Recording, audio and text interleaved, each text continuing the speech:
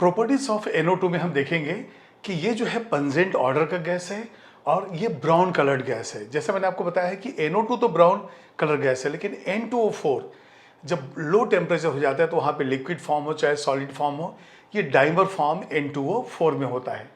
तो N2O4 solid as well as liquid at low temperature. और 140 degree Celsius के ऊपर आप जब भी देखेंगे तो ये NO2 बिल्कुल 100% होगा। इसके पहले NO2 जो है डिकम्पोज भी हो सकता है। यहाँ पे देखिए boiling point of liquid 22 degree Celsius है और मेल्टिंग पॉइंट जो है वो -1100 डिग्री सेल्सियस है। जब हम इसका डिकम्पोजिशन करेंगे तो 620 डिग्री सेल्सियस हमें चाहिए। तो यदि ये 100% नहीं है, इसका मतलब NO2 एंड N2O4 वहाँ हो सकता है। तो ये जो है NO2 का एसोसिएशन से N2O4 बनता है, तो वहाँ पे दोनों ही हो सकते हैं, लेकिन 140 के बाद सिर्फ NO2 है। तो सबसे पहले हम लेंगे यहाँ पे थर्मल डिकम्पोजिशन। ये देखिए थर्मल डिकम्पोजिशन में हम यहाँ पे यदि आप N2O4 लेंगे तो NO2 उसका मोनोमर बन जाता है, लेकिन यहाँ पे हम NO2 को डिकम्पोज कर रहे हैं तो NO2 डिकम्पोज हो तो एसोसिएट नहीं डिकम्पोज, तो वहाँ पे NO एंड O2 बनता है। तो ये देखिए NO2 है और नियरली 620 डिग्री सेल्सियस होगा और यहाँ पे NO एंड O2 इस तरह से डिकम्पोजिशन हो जाता है 620 के ऊपर। इसके बाद यदि हम इसको वाटर के अंदर डिसॉल्व करते हैं तो यहाँ पे लिखेंगे रिएक्शन विथ वाटर, यहाँ पे हम लिख देंगे रिएक्शन विथ वाटर। अब यदि कोल्ड वाटर है तो हम देखते हैं क्या होता है, और यदि यह वार्म वाटर है तो क्या होता है, दोनों में डिफरेंस है। तो यहाँ पे पहले हम लेंगे NO2 प्लस H2O, यह है कोल्ड वाटर। यहाँ से दो एसिड बनता है HNO2 प्लस HNO3। तो अब यहाँ पे देखिए दो नाइट्रोजन है, इसको हम दो कर देंगे। हाइड्रोजन दो हो चुका है, ऑक्सीजन 5 है, तो 4 and 1 5 है। HNO2 जो है ये है नाइट्रस एसिड और HNO3 है नाइट्रिक एसिड। नाइट्रस नाइट्रिक दोनों मिल गया। लेकिन यही NO2 यदि वार्म वाटर में करेंगे तो देखते हैं क्या है। NO2 प्लस H2O, ये है वार्म वाटर। यहाँ पे HNO3 के साथ आपको नाइट्रिक ऑक्साइड भी मिलेगा, तो यहाँ पे लिख देंगे HNO3 प्लस NO, दो नाइट्रोजन है, तो यदि हम इसको 2 कर देते हैं तो देखिए हाइड्रोजन 2, तो इस हिसाब से तो 2 and 1 3 हो जाता है नाइट्रोजन। ऑक्सीजन कितना है 6 and 1 7, 3 2 6 and 1 7। देखिए बैलेंस है कि नहीं, नाइट्रोजन 3, 2 and 1 3, 3 2 6 1 7 ऑक्सीजन 6 1 7 और हाइड्रोजन 2, ये बिल्कुल बैलेंस हो गया। तो यहाँ पे HNO3 के साथ नाइट्रिक ऑक्साइड भी आपको मिलता है, इसको आप नोट कीजिए। अब यहाँ पे NO2 का रिएक्शन विथ NaOH देखेंगे, और ये जो दो मेटल हैं और 3 नॉन मेटल हैं, यहाँ पे हम देखेंगे NO2 is acting as an oxidising agent. तो सबसे पहले देखते हैं यदि NaOH के अंदर NO2 को पास करें तो क्या होगा। जैसे मैंने आपको बताया कि NO2 जो है एक मिक्स्ड एसिडिक एनहाइड्राइड है। जैसे आपने कोल्ड वाटर में डाला तो वहाँ HNO2 और HNO3 मिला, तो जब हम NaOH के अंदर डालेंगे, अब मिक्स्ड एसिडिक है तो दो एसिड वाले साल्ट भी मिलेंगे, तो देखते हैं क्या रिएक्शन होगा विथ NaOH। अब यहाँ पे हम देखेंगे ये है NO2, ये एल्कली जो NaOH है इसके साथ रिएक्ट किया, यहाँ से बनेगा sodium nitrite, sodium nitrate plus water, तो इसका नाम लिख देंगे सोडियम नाइट्राइट, ये हो जाएगा सोडियम नाइट्रेट। नाइट्रेट जो है वो नाइट्रिक एसिड का साल्ट है और नाइट्राइट जो है नाइट्रस एसिड का साल्ट है। तो इस तरह से अब यहाँ पे नाइट्रोजन कितना है 2 है, ठीक है, हाइड्रोजन 2 है, सोडियम भी 2 हो गया। अब ऑक्सीजन देख लेते हैं 4 and 2 6 2 3 5 1 6, ये बिल्कुल बैलेंस हो गया।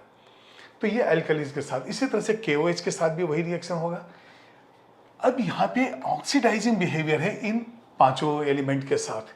तो यहाँ पे नेक्स्ट हम लिखेंगे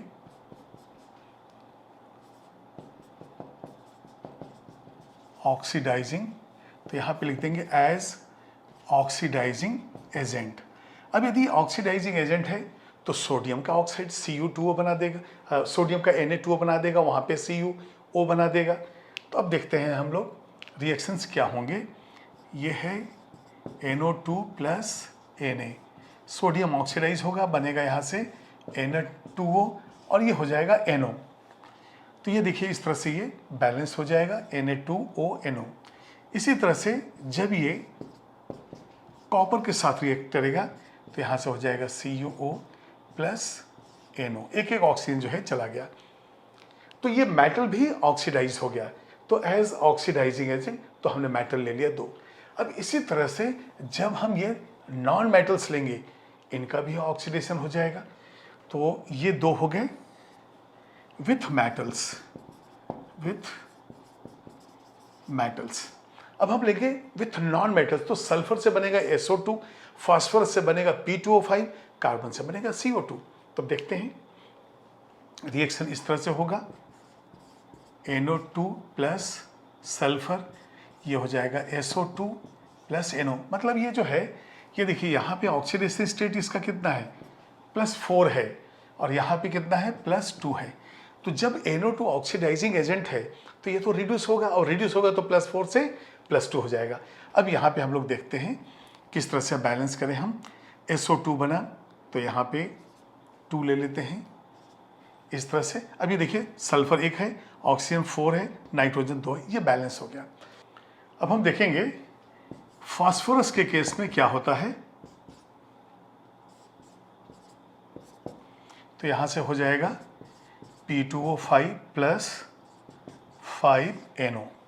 तो हम क्या करते हैं, ये जो भी नॉन मेटल ले रहे हैं, सल्फर हो, फास्फोरस हो, चाहे कार्बन, इनको हम NO2 के एटमॉस्फेयर में बर्न करते हैं। और बर्निंग करने से ये जो रिएक्शन होता है, ऐसे ऑर्डिनरी कंडीशन में ये रिएक्ट नहीं करेंगे। तो इसी तरह से NO2 प्लस C, इसको भी हमने बर्न किया है।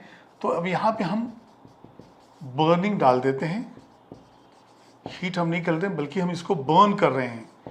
तो यहाँ हो जाएगा CO प्लस NO। तो मेटल हो चाहे नॉन मेटल हो, तो यहाँ पे विथ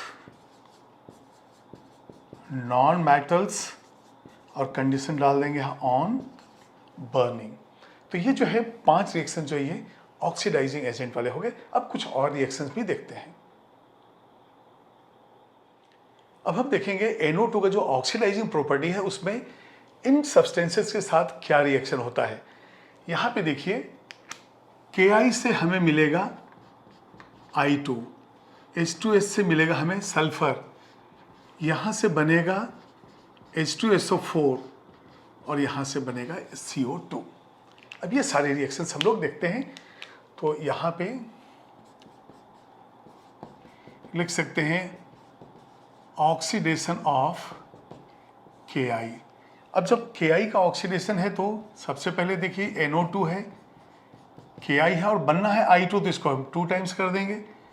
तो यहाँ से हो जाएगा 2 times of KNO2, potassium nitrite plus I2, ये हो गया पोटेशियम नाइट्राइट। अब उसी तरह से जब हम H2S लेंगे, अब ये देखिए I जो है यहाँ पे कितना है -1 ऑक्सीडेशन स्टेट है। अब कितना हो गया 0, ये ऑक्सीडाइज हो गया। उसी तरह से सल्फर में देखेंगे ये -2 है, ये 0 ऑक्सीडाइज हो गया। ये +4 है, ये +6 ऑक्सीडाइज हो गया। +2 है, ये हो गया +4 ऑक्सीडाइज हो गया। तो अब यहाँ पे हम लेंगे, जब हम सेकेंड इक्वेशन ले रहे हैं H2S के साथ, ये देखिए NO2 प्लस H2S। सबसे पहले यहाँ पे H2O बना लेंगे, S बना लेंगे और इसके साथ आ जाएगा NO। तो देखिए आप 2 ऑक्सीजन है, एक बैलेंस है, सल्फर भी बैलेंस है, 2 हाइड्रोजन भी बैलेंस है। इसके बाद हम लेंगे SO2। तो यहाँ पे NO2 प्लस SO2, यहाँ पे वाटर भी इन्वॉल्व हो जाता है और यहाँ से हमें मिलता है H2SO4। तो ये देखिए H2S 2 1 3 1 4, तो अब क्या बनेगा NO। तो ये H2SO4 यहाँ भी जो है इंक्रीज इन ऑक्सीडेशन स्टेट है, इसलिए ये ऑक्सीडेशन है। इसके बाद हम लेंगे SO2 का, SO2 के बाद CO। अब यहाँ पे NO2 प्लस CO, फिर ये एक ऑक्सीजन प्रोवाइड करेगा, तो यहाँ से हो जाएगा CO2 और साथ में बनेगा NO। तो ये जो है ऑक्सीडाइजिंग प्रॉपर्टीज जो है NO2 के हैं। और NO2 जो है ये रिड्यूसिंग एजेंट जैसा भी काम करता है। अब रिड्यूसिंग एजेंट में हम देखेंगे कि यदि O3 के साथ रिएक्ट करे तो क्या होगा। अभी हमने देखा कि किस तरह से NO2 ऑक्सीडाइजिंग एजेंट जैसा काम करता है। जब वो ऑक्सीडाइजिंग एजेंट है तो अपने आप को रिड्यूस करता है। अब ये रिड्यूसिंग एजेंट जैसा काम कर रहा है, मतलब अपने आप को ऑक्सीडाइज करेगा। अभी देखिए NO2 में ऑलरेडी +4 है, तो सिर्फ एक ऑक्सीडेशन स्टेट इससे बचा है, वो है N2O5 बनाने के लिए +5। तो अब देखते हैं कि एसिडिफाइड KMnO4 में क्या होता है और O3 में क्या होता है। तो एसिडिफाइड KMnO4 एक ऑक्सीडाइजिंग एजेंट है, इसलिए हमारा जो NO2 है वो रिड्यूसिंग एजेंट है। तो यहाँ पे लिख देंगे हम विथ एसिडिफाइड KMnO4। और आपको मालूम है कि जो KMnO4 का एसिडिफिकेशन हम करते हैं वो डाइल्यूट H2SO4 से करते हैं। तो अब यहाँ पे रिएक्शंस देखेंगे हम, पार्शियल इक्वेशन मेथड लेंगे, KMnO4 प्लस H2SO4। ये तो acidified KMnO4 number of times हमारे डिस्कशन में कहीं ना कहीं आया है। तो यहाँ से बनता है K2SO4, 2MnSO4, 3H2O and plus 5O। इसको बैलेंस करेंगे, 3 सल्फेट है, ये बिल्कुल बैलेंस हो गया। अब ये जो नेसेंट ऑक्सीजन है अब वो NO2 से कंबाइन होगा। तो अब देखेंगे हम, ये है NO2 और यहाँ वाटर ऑलरेडी है प्लस नेसेंट ऑक्सीजन हो गया। तो बताइए N2O5 जब वाटर के अंदर, तो NO2 प्लस O से N2O5 बनेगा, वो N2O5 वाटर में डिजॉल्व होकर HNO3 बनाएगा। वो दोनों इक्वेशन को एक साथ ही हम लिख दे रहे हैं, यहाँ पे हो जाएगा HNO3। तो देखिए 2H है, 2N है, 6 है, तो 4 5 6 ये बैलेंस है। लेकिन फर्स्ट इक्वेशन में 5 नेसेंट ऑक्सीजन है, इसका मतलब हमें सेकेंड इक्वेशन में 5 से मल्टीप्लाई करना पड़ेगा। तो ये 5 × 2 ये हो गया 10, 5 5 ये भी हो जाएगा 10। तो ये 5O ये कैंसिल हो जाएगा। अब जब हम ऐड करेंगे तो फाइनल इक्वेशन क्या बनेगा, 2 KMnO4, 3 H2SO4, 10 NO2। अब देखिए यहाँ 3 वाटर है, यहाँ पे 5 है, तो ओवरऑल हम क्या कर सकते हैं, 2 वाटर मॉलिक्यूल इधर लिख सकते हो। फिर फाइनल बैलेंसिंग भी देखेंगे हम लोग। ये है K2SO4, 2 MnSO4 and plus 10 HNO3। एक बार बैलेंसिंग देख लेते हैं, 2K 2Mn बैलेंस है 6 हाइड्रोजन एंड 4 10 बैलेंस है नाइट्रोजन 10। तो नाइट्रोजन 10 बैलेंस है। ऑक्सीजन एक बार चेक कर लेते हैं, 8 4 12 12 एंड 30 42। तो 8 12 20 हो गया, 20 20 40 42, यस बैलेंस है, ये चेक कर लिया हमने। अब इसके बाद एक ओजोन को लेंगे हम। नेक्स्ट हमारे पास रहेगा विथ ओजोन। अब देखिए ओजोन नेसेंट ऑक्सीजन O देगा और ये O जो है NO2 ले लेगा। तो यहाँ पे इक्वेशन हो जाएगा NO2 प्लस O3 और यहाँ से तो N2O5 बनना ही है। क्यों, ये +5 ऑक्सीडेशन स्टेट, यहाँ पे +4 है, तो N2 के लिए 2 कर देंगे, तो इसके साथ क्या बन जाएगा हमारे पास, O2 बन जाएगा। तो 5 to 7 इस तरह से। तो ये हमने प्रिपरेशन एंड प्रॉपर्टीज दोनों हमने NO2 का कंप्लीट किया है।